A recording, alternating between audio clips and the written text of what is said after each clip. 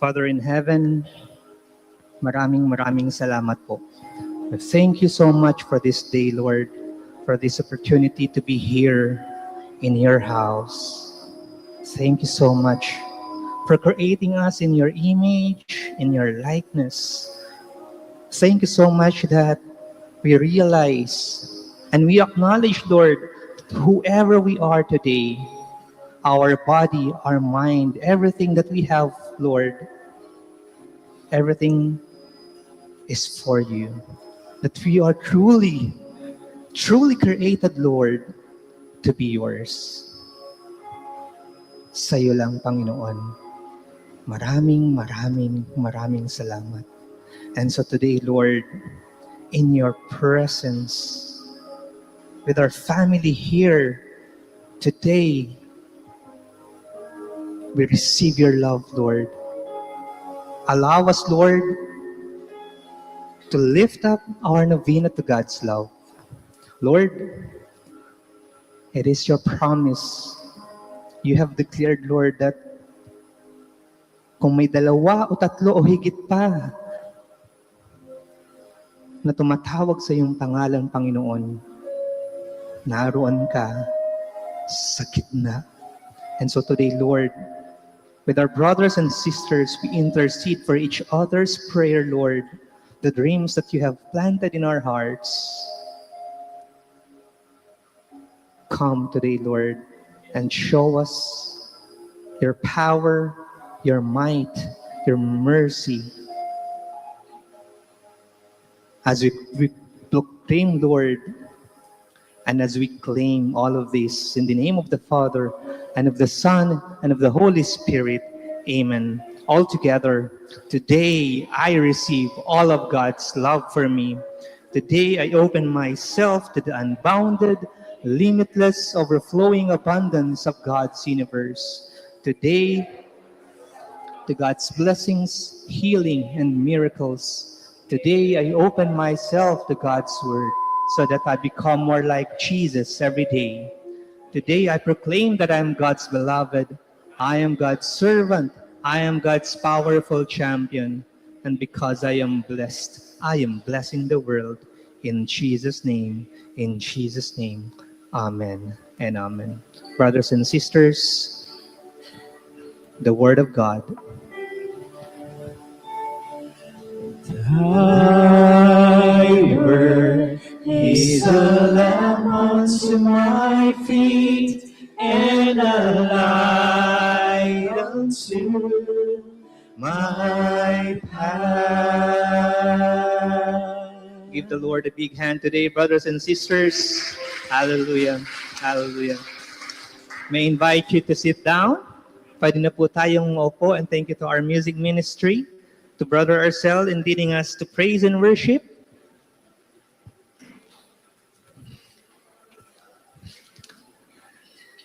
Welcome to our new talk 5, the new temple. Brothers and sisters, today, our big message is this. Are you ready for this big message? Yes? You are God's house. Sabihin mo nga sa katabi mo, ikaw ang bahay, ang tahanan ng Diyos. At kung ikaw ang tahanan ng Diyos, sabihin mo naman sa katabi mo, alagaan mo ang tahanan ng Diyos. Yeah. You have to take care of God's house. But brothers and sisters, before we go on further, pwede ba akong magtanong? Just a simple question. Bakit kaya, or na-notice nyo ba, na pag tayo komportable sa ating mga buhay, minsan yung ating mga panalangin, our prayers are also sometimes comfortable. Komportable din minsan yung mga panalangin natin, ha? Yung iba nangingiti, hindi ko pa sinasabi, nakaka-relate na agad. Pagka tayo komportable, minsan, ang ating panalangin, pagdating ng umaga, pagdating ng gabi, Lord, thank you. In the name of the Father. Ganun agad, no? Napakasimple. Kung hindi naman, minsan matutulog ng gabi, antada lang. In the name of the Father, and of the Son, and of the Holy Spirit. Minsan, nakakalimutan pa. Diba? Komportable din yung ating mga panalangin. Ha? Pero, bakit kaya ganun? Ha? Kung titingnan naman natin, when life gets difficult, pag tayo naman, binobomba, binabagyo ng problema, ano yung ating mga panalangin sa buhay? Di ba? Pag tayo nananalangin, grabe ang haba! Di ba? Ang haba ng ating mga prayers, Lord. Magsisilbi na po ako, Lord. Hindi na ba ako kakain ng maraming kanin sa gabi, Lord? Di ba? Lahat na. Grabe. But you know what, brothers and sisters? Ito kasi, no? Minsan pagka ganun yung nangyayari, parang naging very holy tayo, tapos bigla nating nararamdaman na papalapit ng papalapit at nagiging mas malapit tayo sa Diyos. Di po ba? Tama po ba? Pagka minsan talagang daming problema. But brothers and sisters, the reason why is sometimes yung mga problema natin, yung mga crisis, the crisis that we have in our lives, no, in our soul, sometimes it leads us. Dinadala nila tayo na mas mas mapalapit sa Diyos. No? Sometimes God wakes us up through these problems. Sikuhin mo yung nasa tabi mo, sabihin mo sa kanya, gising. Gising. Again, ito, let me just share with you another funny story. And merong dalawang mag-asawa, tapos talagang araw-araw, hindi natatapos ang araw na hindi sila nag-aaway. No? Para silang aso't pusa, nagbabangayan sila, and they were really fighting almost every day, every week. So, sabi nung kanyang misis, nung wife, no? One day, hindi nakatiis yung kanyang wife. Sabi niya sa asawa niya, magkaaway tayo, pero magbihis ka. No? Sunday, magbihis ka. Hindi pwedeng hindi. Halika dito. Dinala niya. Alam niyo kung saan dinala yung asawang lalaki? Dinala sa feast. Yeah, dinala niya sa feast. Tapos, yung lalaki, yung asawang lalaki, nandun sa may bandang likod. Naku, ayaw makinig. Nakaganon lang. Para siyang security guard na nandun sa may likod. Nakaganon lang. Pero alam niyo, brothers and sisters, habang kumakanta yung powerful worship, praise and worship dito sa harapan, yung lalaki, maya-maya nakaganon. Tapos gumagano na. No? Gumagano na. Umiiyak na siya. Ramdam na ramdam niya, praise and worship pa lang yun. Hindi pa niya naririnig yung talk ng gwapong preacher doon sa harap. Di ba? Nakita nung asawa niyang babae, tinitingnan gano'n, ano kayang nangyayari dito sa asawa ko? So after nung session, after nung feast, siyempre, magkaaway sila, magkalayo, lumapit ngayon yung babae, yung asawang babae sa kanyang asawang lalaki, nilapitan. Tapos, hinahagod-hagod, Han, anong nangyari sa'yo? Tinatanong niya, no? Yung lalaki, sabi niya, alam mo, Han, I came to a realization, napagtanto ko, sabi niya, kung hindi tayo nag-aaway, sana nagiging paladasal tayong dalawa. Kung hindi tayo nag-aaway, siguro sabay tayong nagdarasal. Pero alam nyo, yung talagang mas matinding sinabi ng asawang lalaki, pero Han, sabi niyang ganun, dahil sa pag-aaway natin, dinala mo ako dito sa feast. Nakilala ko yung mga brothers and sisters. Mas napalapit ako sa Diyos. Mas nakilala ko ang Diyos. Biruin niyo yan, brothers and sisters, dahil sa pag-aaway. Sometimes, brothers and sisters, yung problema, the problem that irritates us, God uses that. God uses your problems so that you will come closer to God. Na mas mapalapit ka sa Kanya, na mas makilala ka niya. Kaya, tingnan mo yung puso mo ngayong araw na yan, ha? Ano ba yung mga problemang bumabagabag sa iyong buhay, sa iyong puso? Baka naman ginagamit ng Diyos yung problema mong yan para mas mapalapit ka sa Kanya. Amen? Taas ang kamay ng mga problemado ngayong araw na ito. Ayan, di ba? Ako, problemado rin ako. Hindi nawawala ang problema ng tao. Pero ang Diyos, hindi kayang tibagin ng problema. Amen? Once again, welcome to our second to the last installment of our talk series. How did we get here? A Bible study on the exile. Pinag-aaralan natin for the last 4 weeks, no? Itong buhay ng mga Hudyo na sinakop ng mga Babylonian at dinala doon sa Babylon at ginawang slaves, no? Ito yung kwento natin na sinasabi natin, this is a reverse story of the exile in Exodus. No? Ano ba yung nangyari doon sa kapanahunan ni Moses? The Exodus. Di ba yung mga Israelita, yung mga Israelites, they were taken from slavery all the way going to the promised land.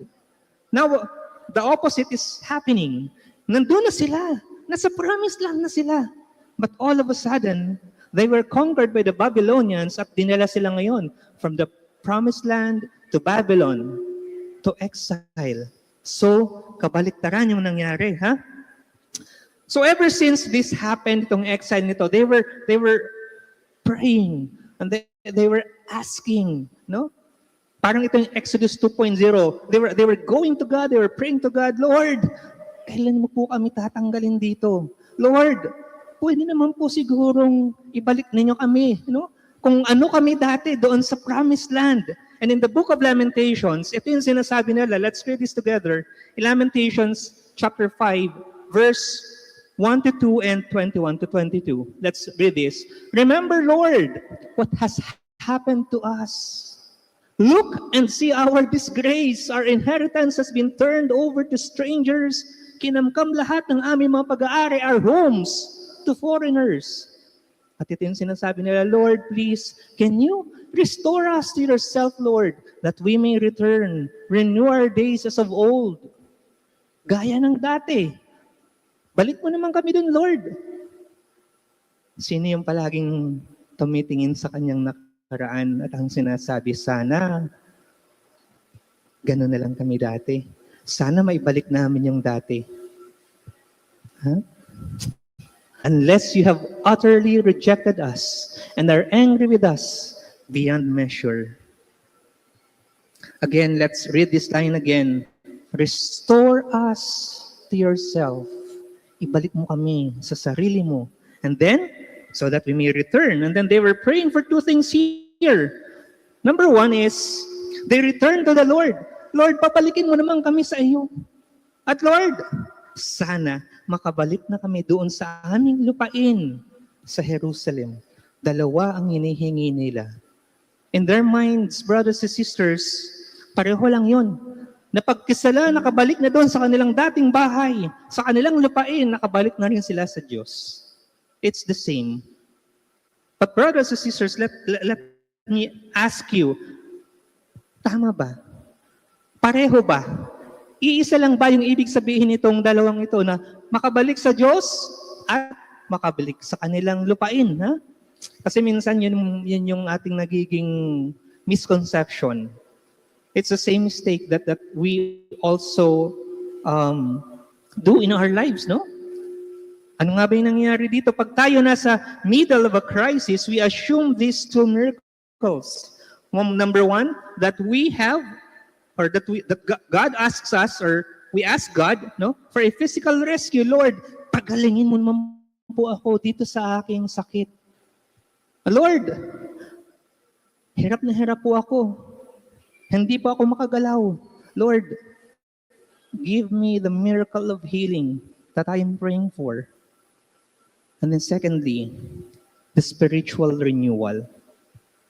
So again, these 2 are different. The physical renewal, and on the other hand, you have the spiritual renewal. Paano kung itong dalawang ito ay hindi naman talaga sabay? O hindi naman talaga magkapareho? Magkaiba itong dalawang ito. Kasi ang Diyos minsan, iba gumalaw. Ang Diyos minsan, God gives these 2 separately. No? Sometimes God will give you the spiritual renewal that you need, or maybe sometimes God gives you the physical renewal, the physical healing. And maybe, brothers and sisters, paano kung magkaiba yung panahon ng Diyos kung kailan niya ibibigay ito sa atin? Paano kaya yon? Now, let me share with you this true story. no?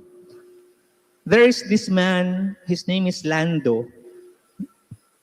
Ito si Lando, baon na baon na baon sa utang. Ha? Meron siyang 1.3 million in debt. I know for a fact, brothers and sisters, some of us here, may utang din. Kanya-kanya, no? Ang iba, maliit na utang. Ang iba, malaking utang. Ako, may utang. Every month, nagbabayad ng utang. Kailangan bayaran, di ba? Kaya yung credit card, kaya dapat medyo aware tayo kung paano natin ginagamit yung credit cards natin. Kasi ito si Lando, naging ganyan yung kanyang buhay. And one time, si Brother Bo and si Lando, they met each other. I think it's provident that Brother Bo was able to meet Lando. Tapos si Lando, he shared his life story kay Brother Bo. Sabi ni Lando, Brother, hindi ko na alam, no? Ang aking gagawin. Hindi na ako nakakatulog sa gabi. Pagka nag-ring yung telepono ko, yung aking cellphone, napapatalon ako. No? Nagugulat ako kasi. Ang ine-expect ko, meron ng naghahabol sa akin, following up on my payments. Mga overdue na kailangan kong bayaran. At minsan, ramdam ko yung aking tiyan. Yung acid sa aking tiyan. No? Ganun yung mga physical manifestation pag talaga yung stress na stress ka, di ba? Yung acid niya sa tiyan, ramdam niya, nangangasim. And sometimes, Brother Bo, I think of just going to a top of a building, looking down, and maybe paano kaya, masosolve kaya yung problema namin sa pamilya pag ako na lang ay tumalon dito at magpakamatay. Ganun siya ka-desperado. Grabe.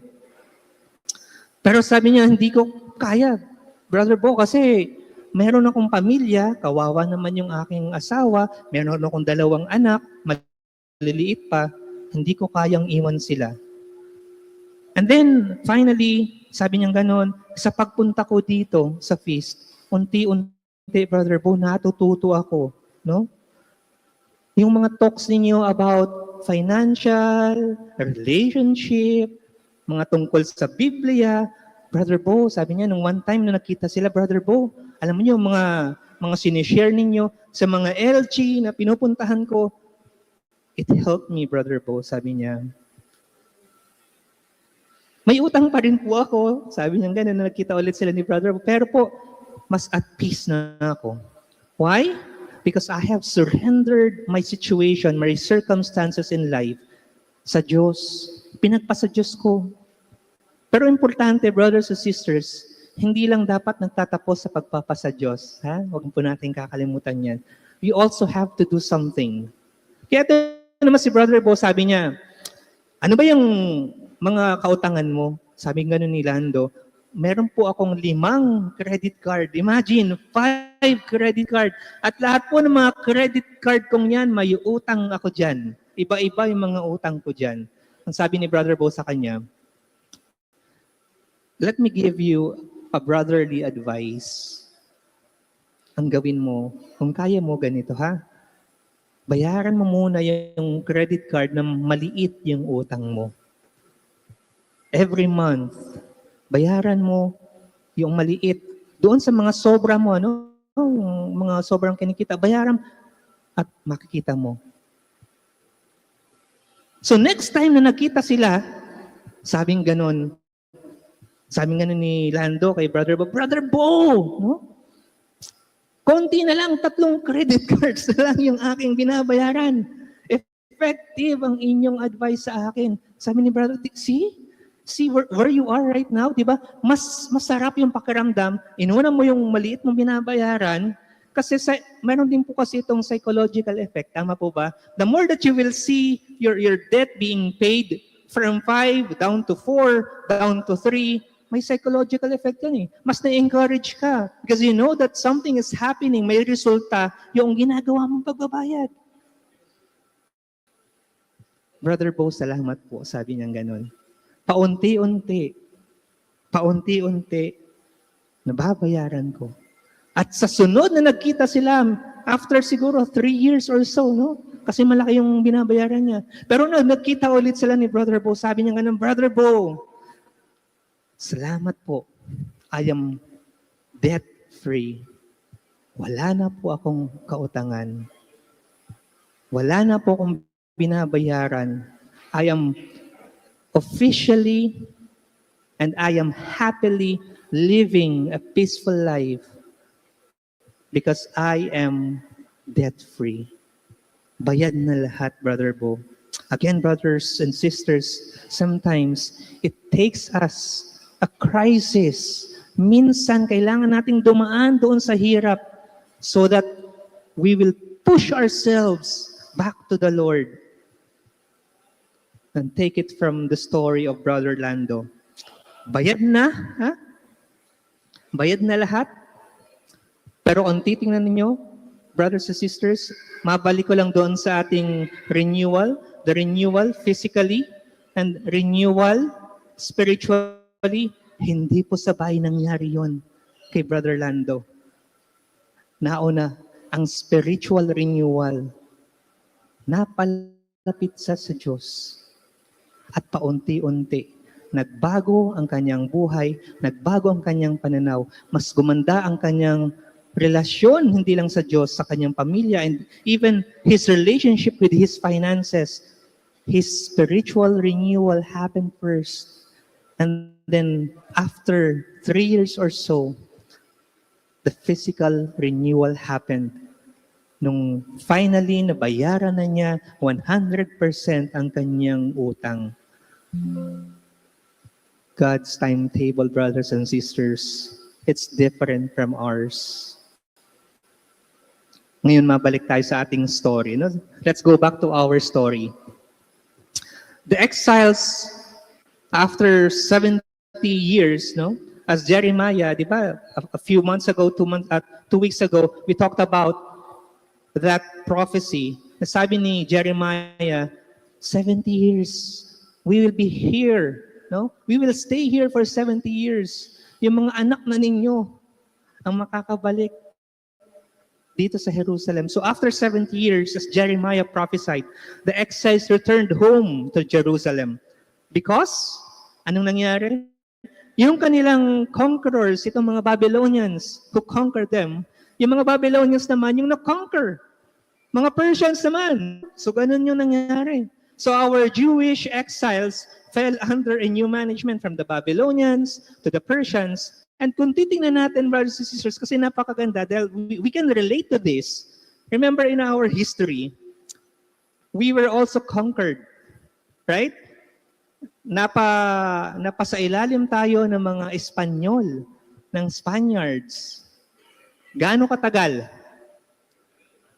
300 years. And to be more accurate, 333 years, our country, the Philippines, we were under the Spanish rule.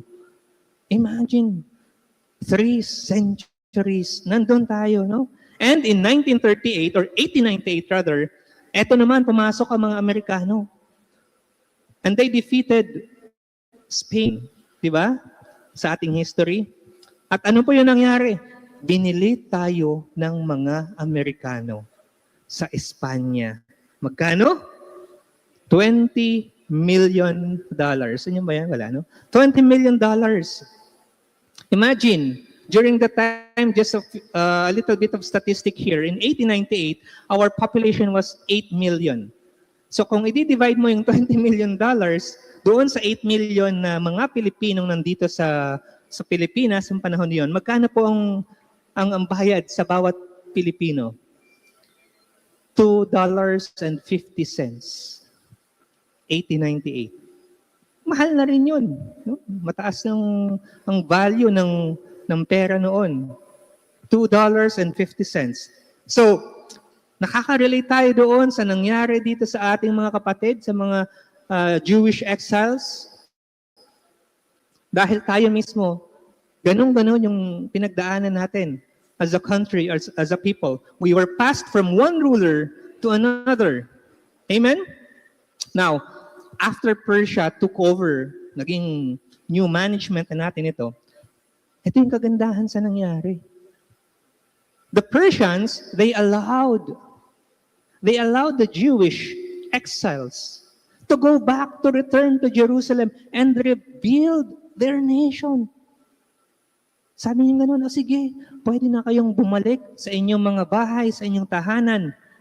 At ito yung sabi ni King Cyrus, no? Ito yung kanyang decree ng mga panahon na yun. Any of his people among you may go up to Jerusalem in Judah and build the temple of the Lord, the God of Israel, the God who is in Jerusalem, and may their God be with them. May basbas ng hari si King Cyrus. Ay, sige, balik na kayo. At ito yung sinasabi ni Ezra. Then the family heads of Judah and Benjamin, and the priests and Levites, everyone whose heart God had moved, prepared to go up and build the house of the Lord in Jerusalem. So yes, balik na silang ganon. Hindi lang sila bumalik, pinayagan pa silang, i-rebuild yung kanilang temple. So they were allowed. Now, let's imagine ourselves in that situation. Galing sila sa wala, pinababalik sila. So ano nangyari?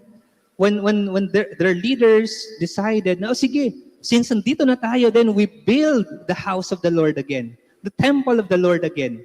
So saan kukunin yung mga workers? Sila, nag-volunteer silang ganun. Ako, magaling ako sa ganito. Ako, kaya kong gawin ito. So what happened is, when they arrived at the house of the Lord in Jerusalem, some of the heads of the families gave free will offerings toward the rebuilding of the house of God on its site. According to their ability, they gave to the treasury for this work 61,000 darics of gold, 5,000 minas of silver, and 100 priestly garments. Sige, simulan na natin. Pero nung nakita nila yung ginagawa nila, yung foundation pa lang yung ginagawa, alam nyo kung anong nangyari? Ito yung sinabi ni Ezra.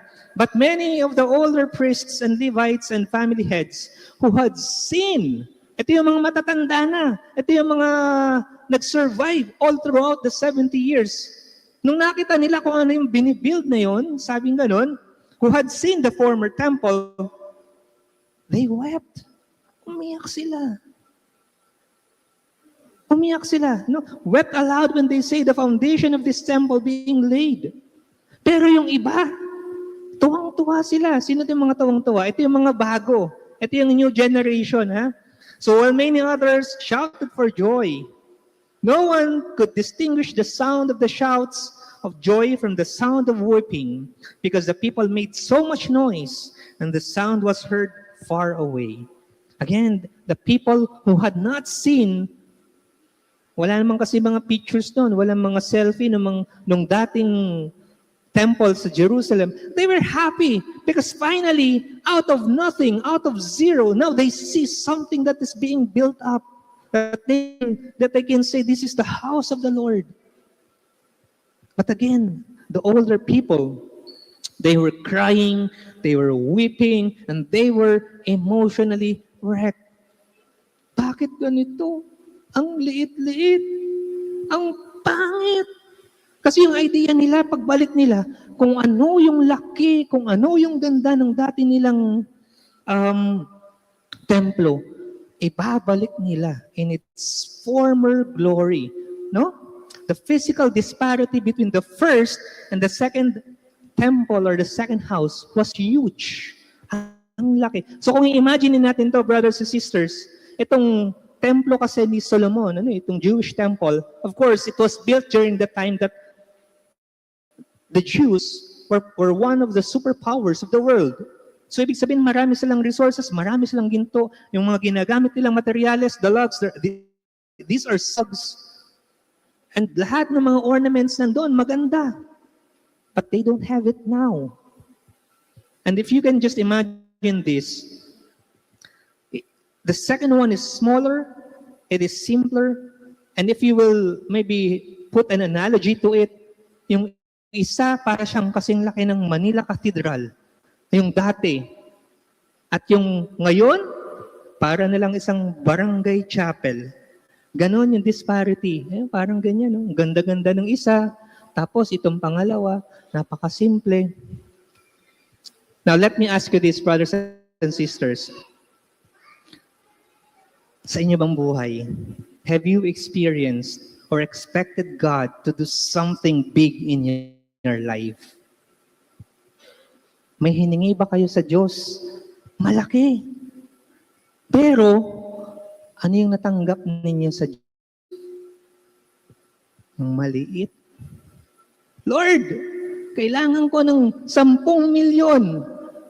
Ang binigay sa'yo ng Diyos, 100,000. Yung sabi ng iba, buti nga, binigyan pa, di ba? Humingi ka ng malaki. Ang ibinigay sa'yo, maliit. Yung iba ang sabi, Lord, please, can you give me this promotion? Ang tagal-tagal ko na pong talagang ginagawa ko po ang lahat para makuha ko po yung promotion na ito so that I can be in the next level in my company. Pero anong binigay sa'yo? Maybe what you got is a new assignment. Binigyan ka ng bagong project. O kung hindi naman, from the head office, dinala ka sa isang remote place. A new assignment. Lord, hindi po ito yung aking hinihingi. Lord, tulungan mo po akong kumita ng malaki. Lord, marami po akong binabayaran. Tulungan mo po akong mabayaran lahat ng kautangan ko. But the Lord God taught you yung budgeting process. Ang itinuro sa yung budgeting process, hindi niya binigay sa iyo, ito, bayaran mo lahat ng utang mo. Parang yung kay Brother Lando, ang itinuro sa kanya, proseso. Brothers and sisters, minsan ang Diyos, ganun kung gumalaw. Hindi niya binibigay ng diretso kung ano yung kailangan mo, kung anong hinihingi mo. Minsan ang Diyos ang binibigay sa iyo ay proseso. Because God is in the process. Look at the person beside you.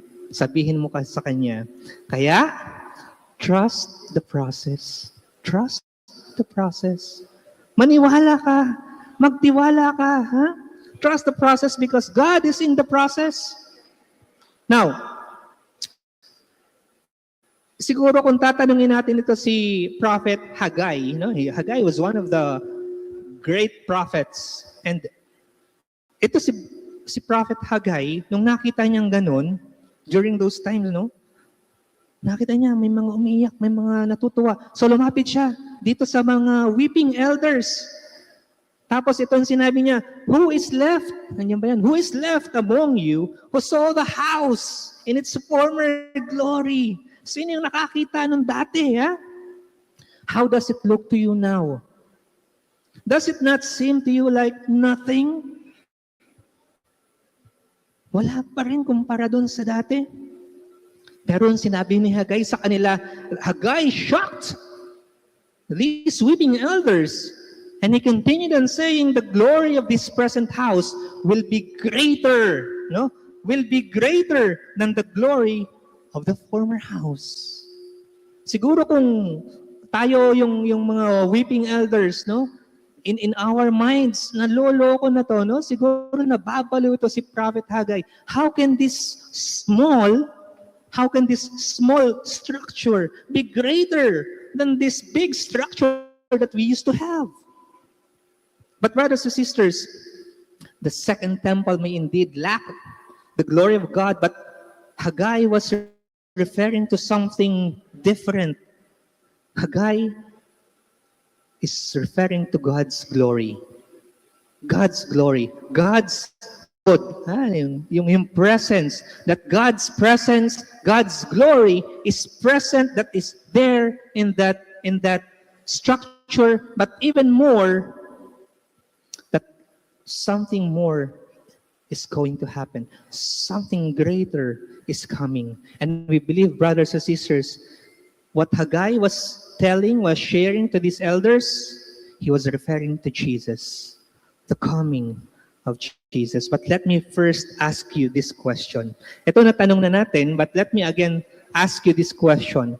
Why did God allow the exile to happen?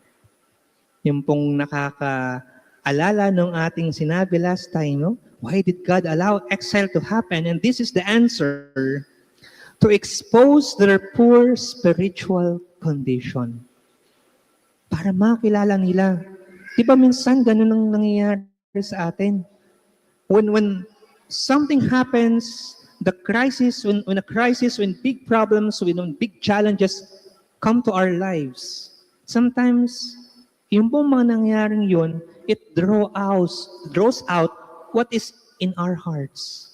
And in this case, gustong ipakita ng Diyos sa kanila.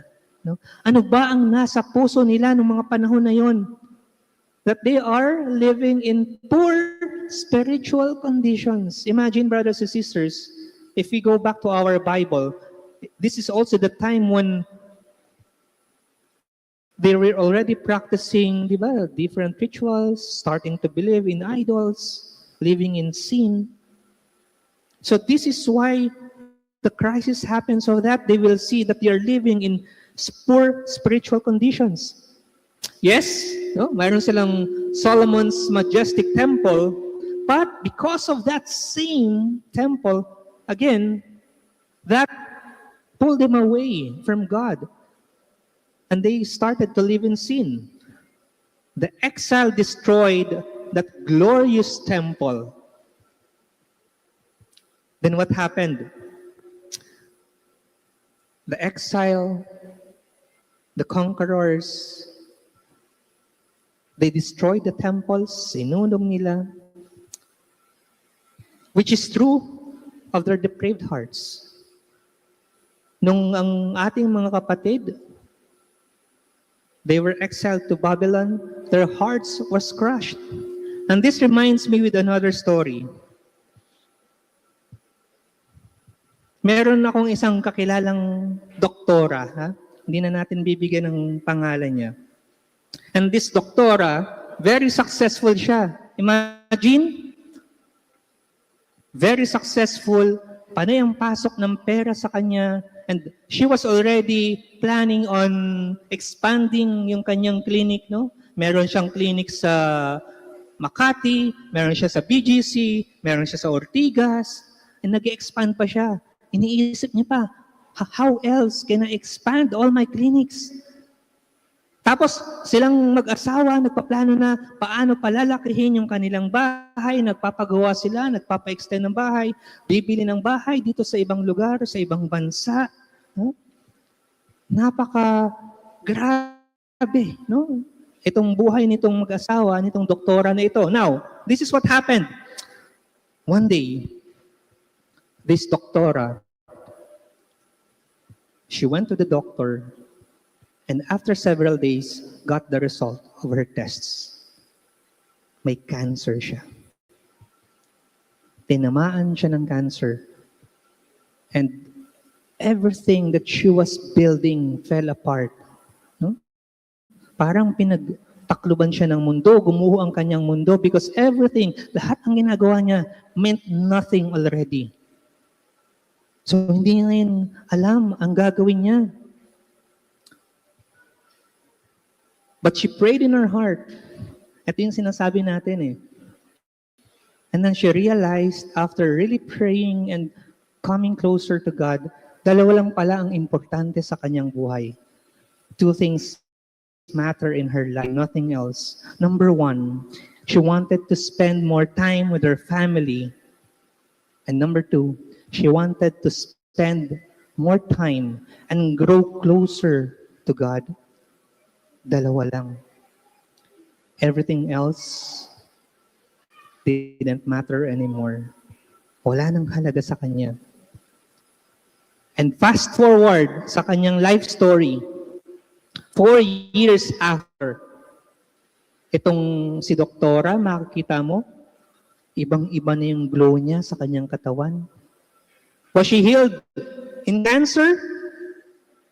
No. She was still going through all the treatments because the cancer that hit her, it's the type of cancer that was really ravenous, yung talagang matindi, very aggressive, no? And it's a miracle that she still was able to live 4 years. But even after that, brothers and sisters, ibang-iba yung kanyang aura, yung kanyang presence, she was glowing. And you would see this doktora, no? Masayang-masaya siya. Nakikita niyo yung kanyang mga apo, niyayakap niya, no? Kinakarga niya. And she would regularly go to Mass and pray and have that really authentic relationship with God. Before her cancer, yung kanyang buhay, para siyang isang makina. Paggising pa lang ng umaga, ang unang papasok sa kanya, yung kanyang mga business, yung kanyang mga clinic, kailangan niyang, from this clinic, babiyahe siya, no? From Makati all the way to BGC, and BGC all the way to Quezon City. Iniikot niya na araw-araw. Punong-puno ng pressure yung buhay niya. Kailangan kumita ng marami para dito sa bahay na ginagawa ko, mas malaki. Para doon sa mga investments na gusto kong gawin outside of the Philippines. This was her life, full of stress. Now, if you see her, she sings, and she dances, and she's happy. She sees her grandchildren more often. Dati hindi niyo nakikita yung kanyang mga apo. Ngayon, mas malapit na siya sa pamilya niya at sa Diyos. Again, brothers and sisters, a crisis sometimes exposes our true spiritual condition. It will unmask, tatanggalin niya yung kung ano yung nakatabing sa puso mo para makita mo kung ano ang tunay na kondisyon ng puso mo. The condition, the business that you try to uncover, all the wounds in your heart. Minsan, ganun tayo eh. Marami tayong mga hurt sa puso natin. Anong ginagawa natin? Nagpapakabisi na lang tayo. Para yung mga sakit, all the hurt, all the wounds, matatabunan, makakalimutan. Yes, brothers and sisters, in this case, for this doktora, God did not yet remove the cancer. Wala pa yung physical renewal. But God provided that spiritual renewal.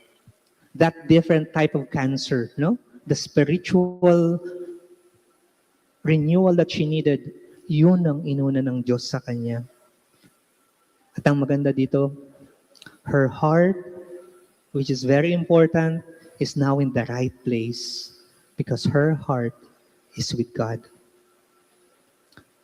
Going back to our story, when the exiles returned to Jerusalem, syempre, natural, gusto nila kung ano yung dati, yun ang makikita nila, yun ang babalik sa kanila. Kaya iyak sila ng iyak nung nakita nila yung replacement, ang liit, ang pangit, kulang. Kulang sa mga dekorasyon, sa mga ornaments.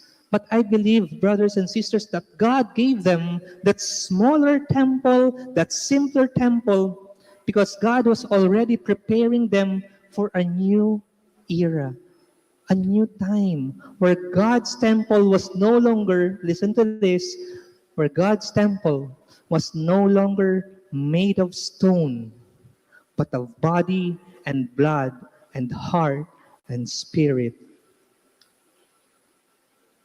And that, my dear brothers and sisters, has a name. And that is Jesus. At yung sinabi ni Haggai, the glory of this present house will be greater than the glory of the former house. Again, we believe that Haggai was already referring, he was already pointing to Jesus. Ito ang paparating. And that person, what will show the true glory of God. The physical body of Jesus became the temple of God in this world. Kaya nga sabi ni John, remember? Diba? The Word became flesh and dwelt amongst us. Jesus was now the breathing, walking, talking, living temple of God. The kavod of God. Again, brothers and sisters, the Babylonians destroyed the first temple, and then, as the Romans also destroyed the second temple, they tried to destroy, and in fact, they killed Jesus. But Jesus resurrected again. No? After the Romans hanged Jesus on the cross, Jesus came back on the third day, victorious. For a moment, ang sabi ng mga Romano, finally, we were able to address this pest, di ba? Ganun yung tingin nila kay Jesus eh. A threat, a pest. But 3 days later, the greatest temple, the temple of temples, brothers and sisters, rose from the dead. He was restored. And he walked outside of the tomb. Remember yung ating reading kanina kay Lazarus? Di ba? If God can do that to Lazarus, brothers and sisters, God can also do that to you. And Jesus himself, he was restored to life. He came out of the tomb, resurrected. And we too, brothers and sisters, we too will live. Pwede nating sabihin na okay na tayo dito. We're done with our talk. Jesus' ultimate mission, brothers and sisters, is to make each one of us. His mission is to make each one of us God's temple in this world. That is God's ultimate mission. At kung titingnan natin ito si Jeremiah, 2 prophets talked about this. First, Jeremiah said, I will put my law in their minds and write it in their hearts. Kung titingnan natin, nung panahon ni Moses, saan ba'y sinulat ng Diyos ang kanyang mga law, ang kanyang commandment? Sa isang bato, sa tablet. But God wants to write His commandments. God wants to write His law in our hearts. Uukitin niya sa inyong mga puso. I'd like you to just focus on this, brothers and sisters.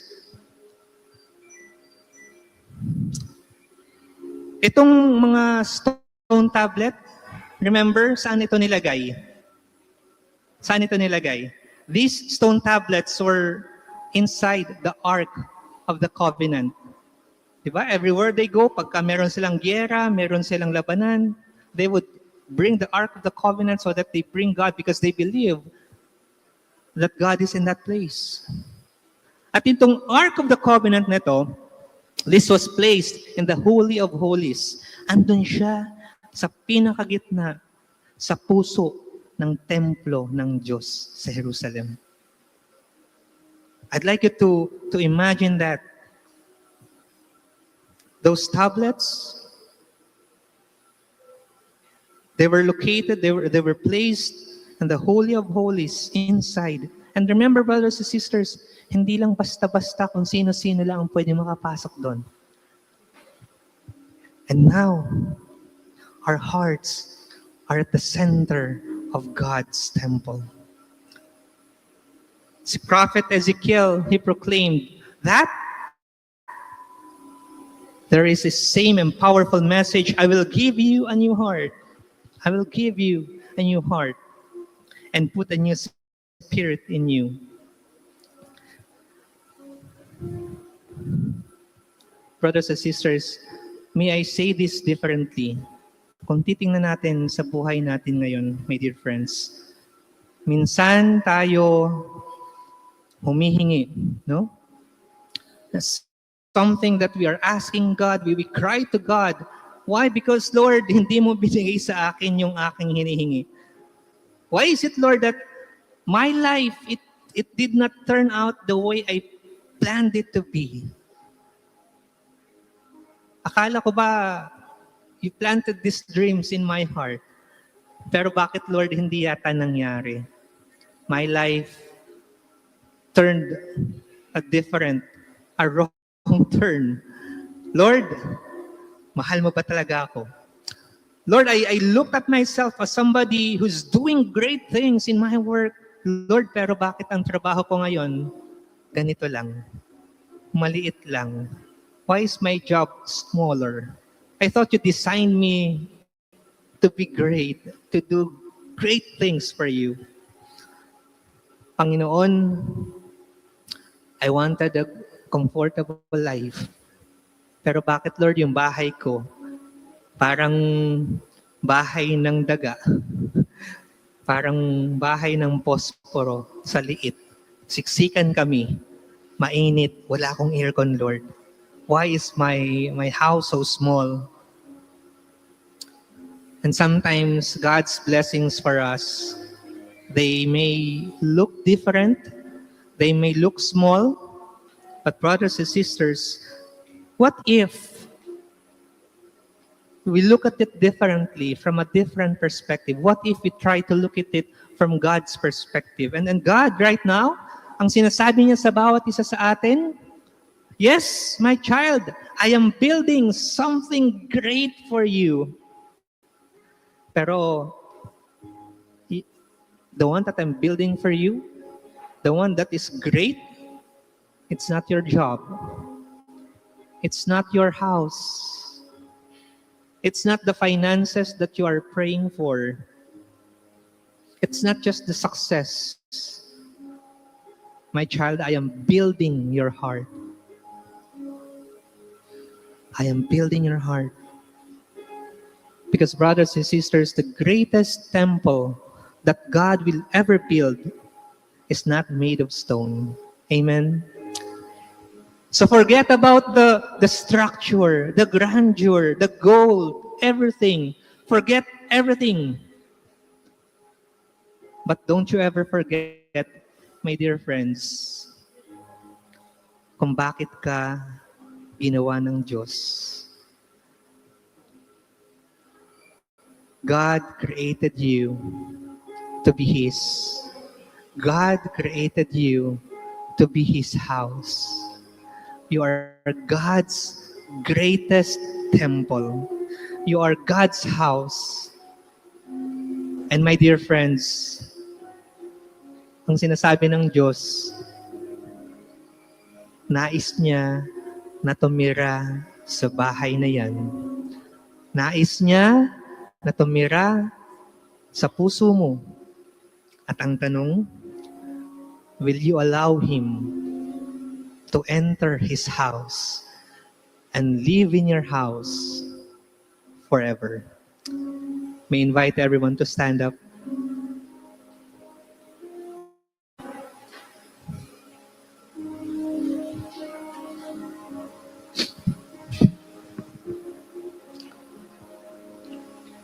As one family, I invite you and encourage you to feel God's presence. He is in this place now.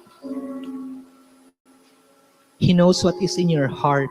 He knows all your struggles. He knows your secrets. Wala kang may tatago sa Diyos. At sa araw na ito, just come to His presence. Open your hearts.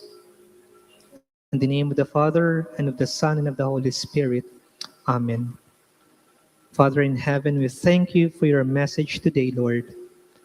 We thank you that you have created us, that you have set our hearts to be yours. We open our hearts to you, Lord. Make our lives, make our actions, make every word that will come out of our lips, Lord, reflect kung sino ang nananahan sa aming mga puso. And Lord, kung may makita ka man sa aking puso, sa araw na ito, the struggles, Lord, thoughts that should not be there, Lord, dreams that are not supposed to be there, Lord, I pray, Lord, cleanse me, cleanse each one of us here today. Especially in this time, Lord, in your coming, in the Easter, Lord, we pray that one day, Lord, we will ultimately be with you. But now while we are here, waiting for that day to happen, Lord, we pray that you continue living in our hearts. Samahan mo po kami sa araw-araw. Ipakita mo po sa bawat isa sa amin, Panginoon, kung anong nararapat. Because we are your house. In Jesus' name, amen and amen.